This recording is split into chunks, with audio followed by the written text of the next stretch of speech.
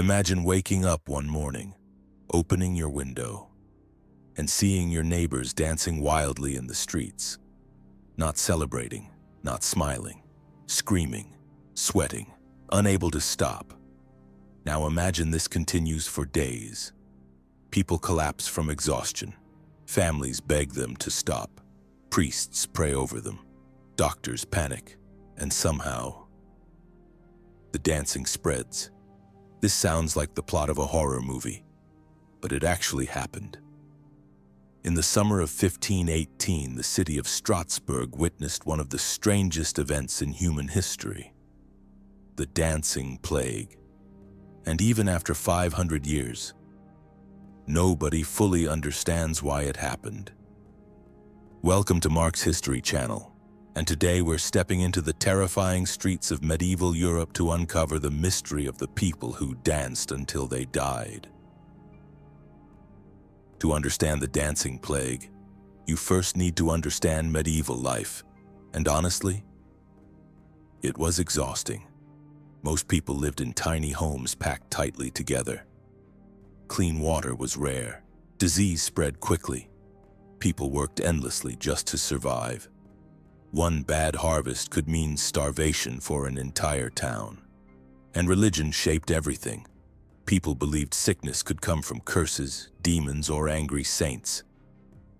The supernatural felt very real, especially in difficult times, and by 1518 Strasbourg was already suffering. Famine had hit the region hard. Disease was common. Fear hung over the city like a storm cloud. Then one woman stepped into the street, and history changed forever. Historical records tell us her name was Frau Trophäa. One hot July morning, she walked into the street and began to dance. At first, nobody thought much of it. Maybe she was celebrating, maybe she was drunk. But hours passed, and she kept dancing. Then night came, still dancing. The next morning, still dancing. Her movements became violent and desperate.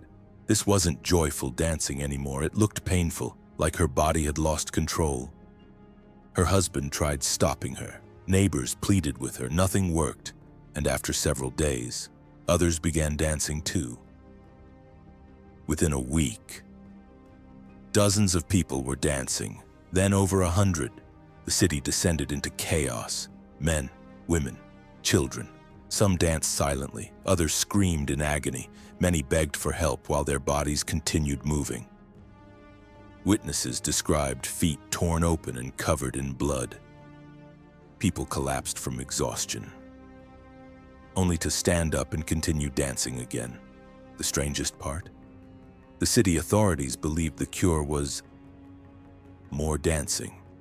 Doctors at the time thought the dancers suffered from hot blood. So they hired musicians. Drummers played in the streets. Stages were built. The city hoped the dancers would simply dance the sickness out of their systems. Instead, the plague got worse. Soon, fear spread faster than the dancing itself. Parents locked children inside homes. Church bells rang constantly. Rumors exploded through the city. Some believed demons possessed the dancers. Others believed God was punishing Strasbourg for its sins. And everywhere you looked, people were dancing. Imagine hearing endless drums echoing through medieval streets at night, watching exhausted strangers spinning beneath torchlight. Not smiling, not celebrating, just suffering. The city had become trapped inside a nightmare. Then came the deaths. Some dancers suffered heart attacks. Others collapsed from strokes or dehydration. Historical accounts claim dozens may have died. Bodies failed under the constant movement. But still, the dancing continued. Families watched helplessly as loved ones literally danced themselves toward death. And nobody knew how to stop it. Not doctors, not priests, not the government. The city was desperate, so officials finally turned to religion. Religious leaders believed the dancers were cursed by Saint Vitus, a Christian saint connected to strange nervous disorders. according to local belief, Saint Vitus could punish sinners with uncontrollable dancing. So the city changed strategy. The dancers were taken to a shrine in the mountains. Priests dressed them in red shoes. Holy rituals were performed. Prayers echoed through candlelit halls. And slowly, the dancing began to fade. Eventually, the outbreak ended, but the mystery remained. What had caused hundreds of people to lose control of their bodies? Even today, historians still debate the answer. One theory involves a strange fungus called ergot. It grows on rye grain, the main ingredient in medieval bread, and ergot contains chemicals similar to LSD. Eating contaminated bread can cause hallucinations, muscle spasms, and terrifying psychological effects. Some historians believe the people of Strasbourg accidentally poisoned themselves. It sounds possible, but there's a problem. Ergot poisoning usually leaves people too sick to dance for days non-stop. Victims often lose coordination completely, so while ergot may explain some symptom, most experts think something else was happening too. Today, the most accepted explanation is mass hysteria, or more accurately, mass psychogenic illness. This happens when fear and stress spread physically through groups of people. And remember, the people of Strasbourg lived under extreme pressure. Starvation, disease, religious fear, trauma, constant anxiety. Their minds and bodies were already overwhelmed. Then they witnessed people dancing uncontrollably in the streets. In a deeply religious society, many truly believed supernatural forces were involved. And belief is powerful, very powerful. Once enough people became terrified, the panic itself may have triggered physical symptoms, a chain reaction of fear. Not fake, not intentional, but terrifyingly real. And here's the strangest part. Strasbourg wasn't the only case. Throughout medieval Europe, similar outbreaks appeared again and again. Groups of people dancing wildly, screaming, laughing uncontrollably, convulsing in public streets. Some outbreaks involved hundreds of people. Others lasted for months. The human mind is incredibly social.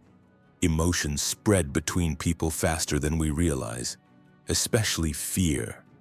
And during the chaos of medieval life, that fear sometimes exploded in shocking ways. It may sound impossible today, but mass psychological events still happen. Social panic, collective fear, crowd behavior spreading online and in real life. Humans influence each other constantly and under enough pressure.